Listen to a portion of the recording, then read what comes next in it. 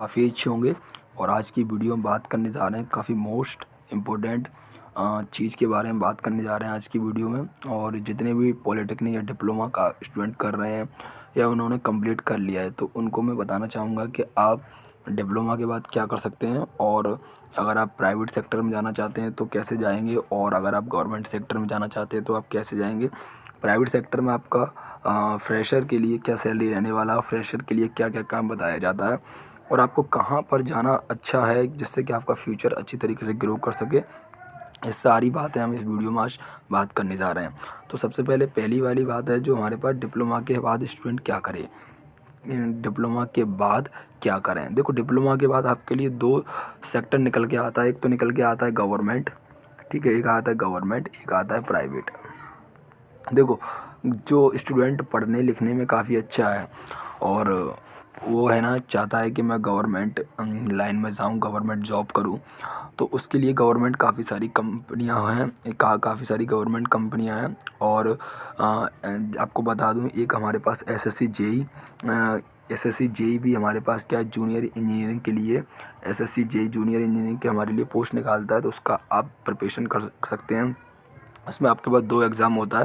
पहला वाला एग्ज़ाम जो होगा वो आपके पास नॉन टेक्निकल होता है, और जो दूसरा वाला एग्ज़ाम होता है वो आपका टेक्निकल होता है। नॉन टेक्निकल में आपके पास मैथमेटिक्स आती है, रीजनिंग आती है, जनरल अवेयरनेस आती है, जीके आती है, ठीक है। तो ये चार चीज़ हमारे पास नॉन टेक्निकल की होती हैं। ये आपके पास 100 नंबर का पहला पेपर होता है। आप इस एग्ज़ाम में इसकी मेरिट लिस्ट पर के अनुसार आप इस एग्ज़ाम को पास करते हैं, तो उसके बाद आपको सेकंड एग्ज़ाम देना पड़ता है।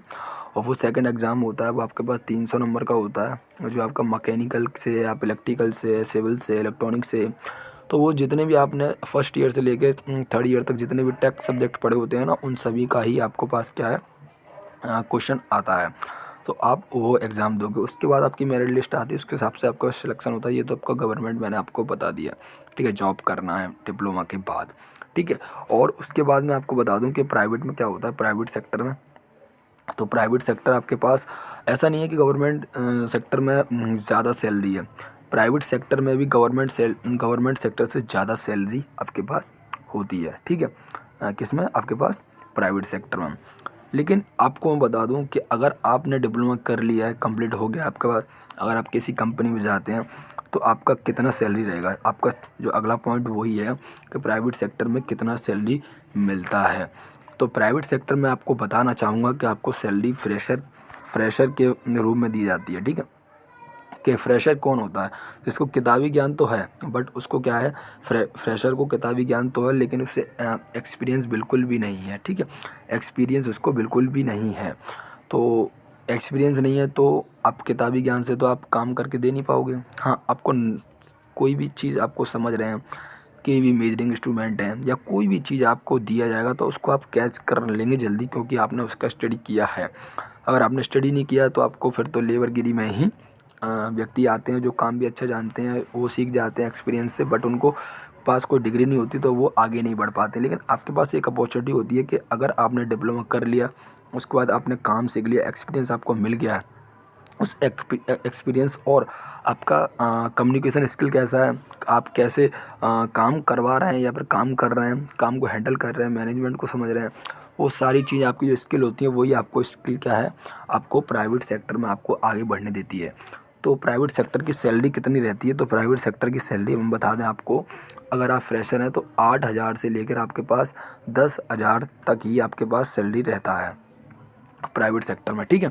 इससे ज़्यादा सैलरी नहीं मिलेगा आपको। आपको काम सिखाया जाता है। हाँ, आपको अगर 1 ईयर कंप्लीट हो जाएगा, ठीक है, मान के रखिए आपका क्या है 1 ईयर कंप्लीट हो गया, तो 1 ईयर कंप्लीट होने के बाद आपके पास क्या है, आपके पास एक्सपीरियंस हो जाएगा, आपको नॉलेज हो जाएगा, तो आप किसी भी अदर कंपनी में पहली वाली कंपनी को स्विच आउट करके अदर कंपनी में जाते हैं और अपना एक्सपीरियंस शेयर करते हैं, तो आपको वहाँ पर सैलरी इंक्रीमेंट होके मिलता है। जैसे कि 10,000 मिल रहा है यहाँ पर, तो वहाँ पर आपको क्या है 15,000 16,000 आपको सैलरी मिलता है। लेकिन मैं आपको बता दूं, जिन्होंने डिप्लोमा कर लिया, अगर वो डिप्लोमा करने के बाद सोच रहे हैं कि मैं अब प्राइवेट सेक्टर में अच्छा सैलरी मिलेगा, उसी कंपनी में ही मैं जाऊंगा और कम सैलरी वाली कंपनी में नहीं जाऊंगा, तो वो जो अपने जो उनके जूनियर होते हैं ना, उनसे भी 1-2 साल वो पीछे रह जाते हैं, 2-3 साल वो पीछे रह जाते हैं। क्यों? क्योंकि जो जूनियर होते हैं वो डायरेक्ट अपना डिप्लोमा करने के बाद कर लेते हैं और ये देखते रहते हैं कि मुझे अच्छी सैलरी मिलेगा, तो वो आगे नहीं बढ़ पाते हैं। तो मेरा मानना जी, अगर आप प्राइवेट सेक्टर में जाना चाहते हैं तो आपका जो भी सैलरी रहेगा आपके एक्सपीरियंस बेस पर ही रहेगा। अगर आपको 5 साल का एक्सपीरियंस है तो आप 20, 25, 30 हज़ार भी आप आराम से अर्न कर सकते हैं, आपको सैलरी मिल जाएगा। ठीक है, अब बात करते हैं कि प्राइवेट सेक्टर में जॉब किस तरीके से पाया जाए। देखो, आप फेसबुक चलाते हैं, इंस्टाग्राम चलाते हैं, यूट्यूब चलाते हैं, काफ़ी सारे सोशल मीडिया चीज़ें आप चलाते हैं, तो वो में आप क्या अपना टाइम वेस्ट करते हैं। बट अगर आप लिंक्डइन है, नौकरी.com है, तो ऐसी प्रोफेशनल जो एप्लीकेशन है जो नौकरी को प्रोवाइड कराने में हेल्प करती हैं, उसका यूज़ करें। उस पर अच्छा अपना प्रोफाइल बनाएं उस पर अपना, और उसके बाद आप अप्लाई कर सकते हैं। या मैं आपको बता दूं, जैसे कि नोएडा है, ठीक है, मानेसर है हरियाणा में, जयपुर है, और जहाँ पर भी इंडस्ट्री है आपके आसपास में भी, आपके मैकेनिकल लाइन या इलेक्ट्रिकल लाइन या सिविल लाइन, किसी भी तरह की इंडस्ट्री है, तो आप क्या करना है, वहाँ पर जाना है और वहाँ पर अप्लाई करो प्राइवेट सेक्टर में जॉब के लिए, तो आपको ईज़िली जॉब मिल जाती है। और पर सैलरी आपको फ्रेशर के फॉर्म में मिलती है, तो आप उसको हम सैलरी नहीं कहते हैं, उसको हम बोलते हैं स्टाइपेंड। ठीक है, स्टाइपेंड जब तक आपको हम बोलेंगे उस चीज़ को जब तक आपको एक्सपीरियंस नहीं हो जाएगा आपके पास। जैसे कि डिप्लोमा कंप्लीट कर लिया, डिप्लोमा कंप्लीट करने के बाद आप क्या तुरंत जॉब कर रहे हैं, तो आपको सैलरी नहीं मिलेगा। सैलरी नहीं बोलेंगे उसको हम, इसको बोलेंगे स्टाइपेंड। ठीक है, स्टाइपेंड के नाम से हम उसको जानते हैं। तो इस तरीके से आपको स्टाइपेंड मिल जाएगा। और अगर आपको प्राइवेट सेक्टर में जॉब चाहिए तो आप हमारे कमेंट बॉक्स में कमेंट कर सकते हैं, हम आपको पूरा डिटेल बताएंगे कि आपको कहाँ पर जाना है, कैसे जाना है। आपको नंबर भी प्रोवाइड कराएंगे कंसल्टेंसी का, तो वहाँ पर भी आप जाके फ़ोन करके अपना जॉब को ले सकते हैं।